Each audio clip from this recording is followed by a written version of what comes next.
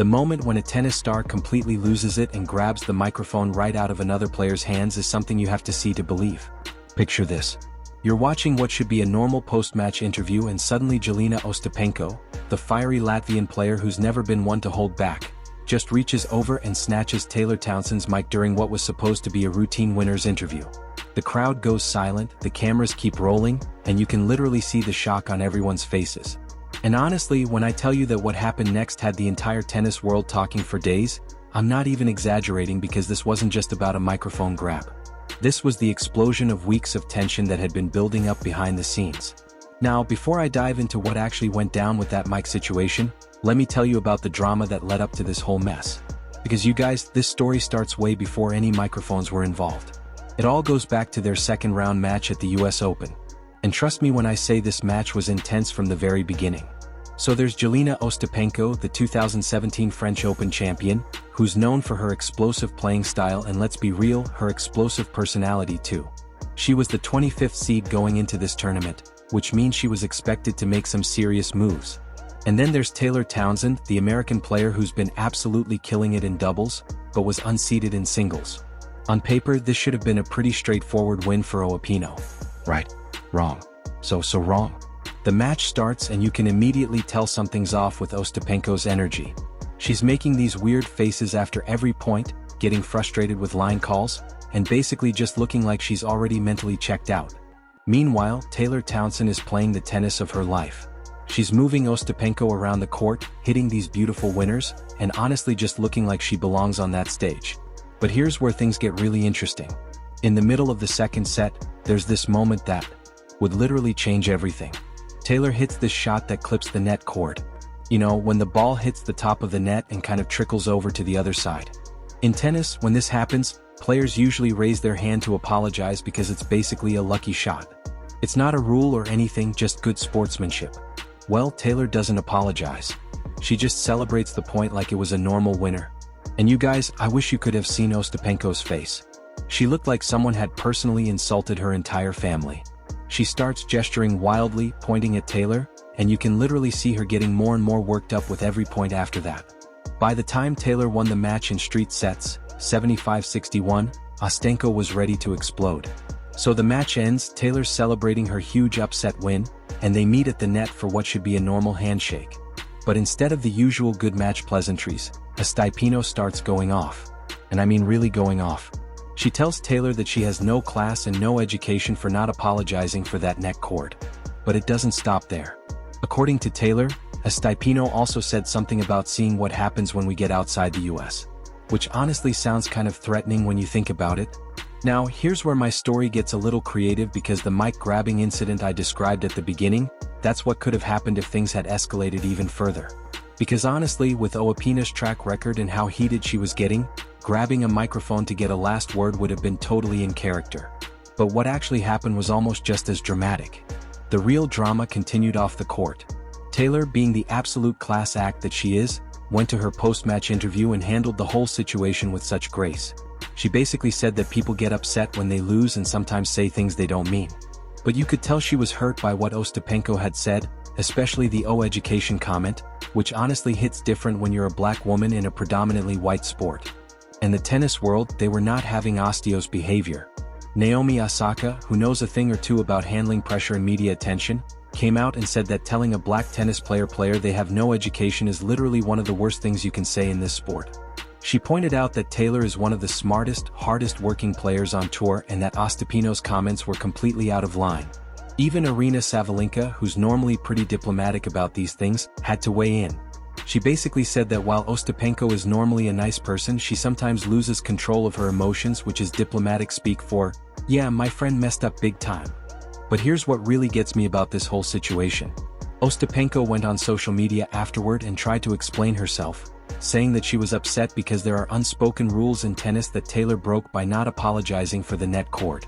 She posted this long thing about how it was the first time in her career that someone hadn't apologized, and how just because Taylor was playing in her home country didn't mean she could behave however she wants.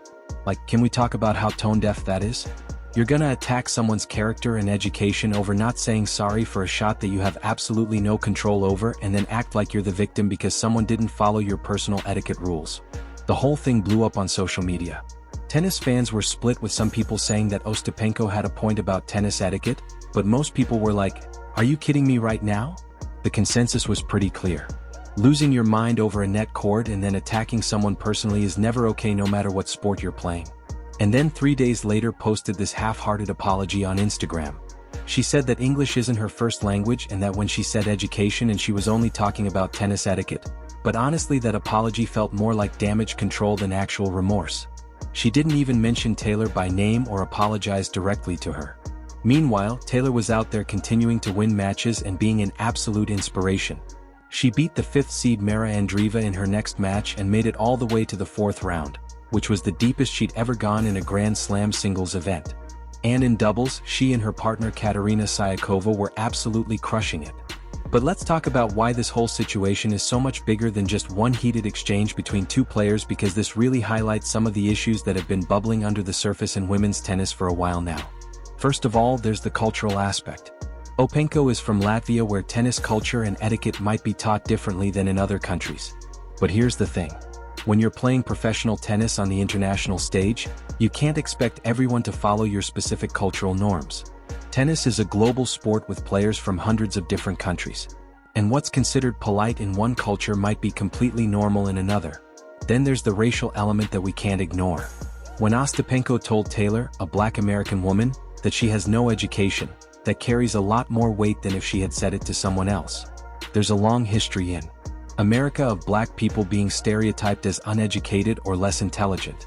So those words hit differently when they're directed at a Black athlete. And honestly, the fact that this happened at the US Open in front of a home crowd that was supporting Taylor makes it even worse. Taylor was having this amazing moment, upsetting a seeded player and advancing in her home Grand Slam. And Ostapenko tried to take that away from her with personal attacks. But you know what's interesting? This isn't the first time Ostapenko has had issues with her temper on court. Throughout her career, she's had multiple incidents where she's lost her cool and said things she probably shouldn't have. Other players have called her out before for her behavior, but nothing quite reached this level of public. Part of me wonders if this is just who Ostapenko is, someone who plays with so much emotion that sometimes it boils over in the wrong ways, or if there's something deeper going on with the pressure of professional tennis and how some players handle losing better than others. Speaking of pressure, let's talk about how this whole incident affected both players moving forward. For Taylor, the support she received from other players and fans seemed to fuel her for the rest of the tournament. She played some of the best tennis of her career in the following rounds, and you could see her confidence growing with each match. For Ostapenko though, things went downhill fast. She lost in the first round of doubles the next day and then basically disappeared from the tournament. She didn't do any interviews, didn't post on social media, and just seemed to want to get out of New York as quickly as possible. And that's where we get into the broader conversation about mental health and profession tennises. There's no reason to do this because we need the money, because we have to call in lead or move on. Because while Ostapenko's behavior was completely unacceptable, it also makes you wonder what kind of pressure these players are under that can make someone snap like that over something so minor. Think about it. These players are traveling around the world for most of the year, dealing with constant media attention, pressure to perform, and criticism from fans and coaches. They're often isolated from their families and support systems. That doesn't excuse what Ostapenko said, but it does help explain why emotions can run so high in professional tennis. The mental side of the sport is something that doesn't get talked about enough, and incidents like this really highlight how important it is for players to have proper support systems in place. Now, let's shift gears and talk about what else has been happening at this year's US Open, because honestly, the tennis has been absolutely incredible. Even beyond all the drama, the men's side has been particularly exciting this year. We just saw Carlos Alcaraz win his second US Open title and 6th Grand Slam overall by beating Jannik S in the final. And you guys, this match was everything we could have hoped for. These two have been the future of men's tennis for a while now, and watching them battle it out on the biggest stage was just chef's kiss. Alcaraz won 62-36, 61-64, and honestly he was just unstoppable for most of the match. The crazy thing is that S had been having an incredible year. He'd made it to all 4 Grand Slam finals in 2025, which is absolutely insane. But Alcaraz has this way of rising to the occasion in the biggest moments, and that's exactly what happened in this final. What made this match even more special is that these two players have been going back and forth all year. They played each other in 3 Grand Slam finals in 2025, which is something we haven't seen in men's tennis in a really long time. Their rivalry is exactly what the sport needs right now. Two young, incredibly talented players who bring out the best in each other. And can we talk about how this win moved Alcaraz back to #1 in the world? At just 22 years old, he's already proven that he can win on every surface, clay, grass, and hard courts. The only other active player who can say that is Novak Djokovic, who's 38 and obviously in a completely different stage of his career. Speaking of Djokovic, he actually made it to the semi-finals of this tournament, which is pretty incredible considering his age. He was going for his 25th Grand Slam title, which would have been a new record. But Alcaraz had other plans. Still, the fact that Djokovic is still competing at this level and making deep runs in Grand Slams is just testament to how incredible his longevity has been. On the women's side, we saw Aryna Sabalenka successfully defend her US Open title, which was equally impressive.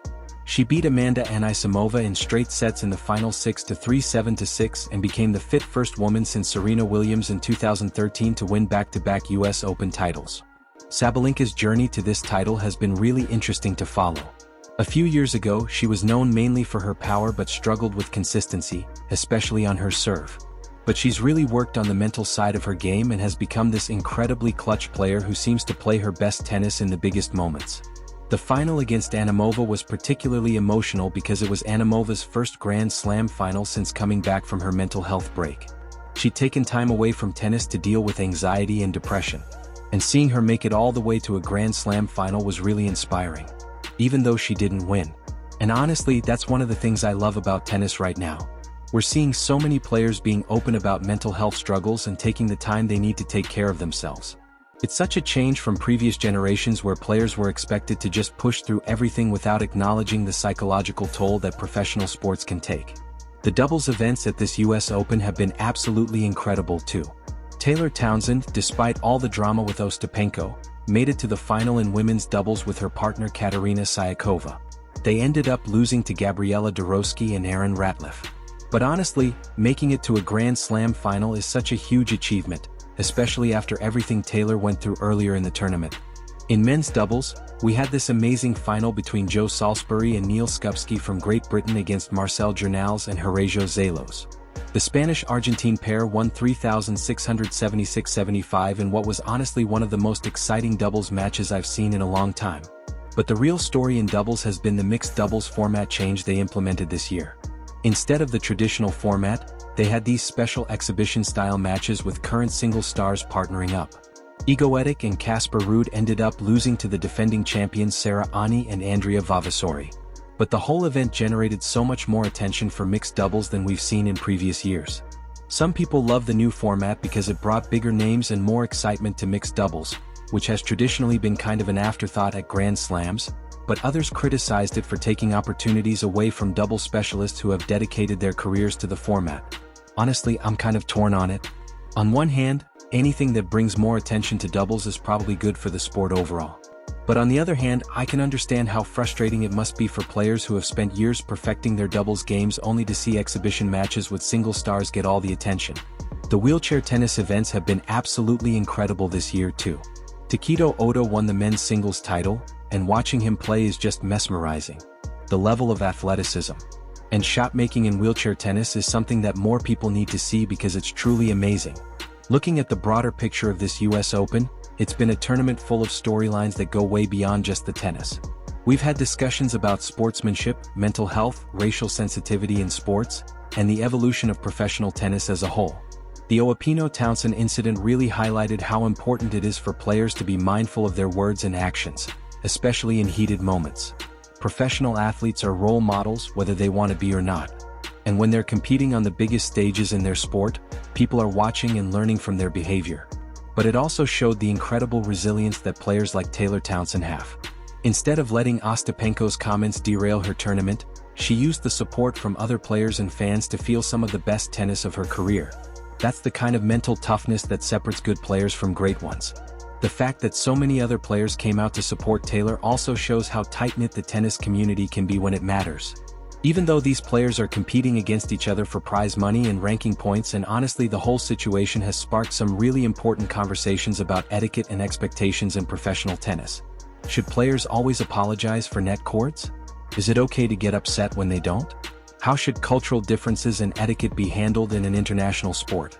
These aren't easy questions to answer, but they're important discussions to have as tennis continues to grow as a global sport with players from more and more diverse backgrounds.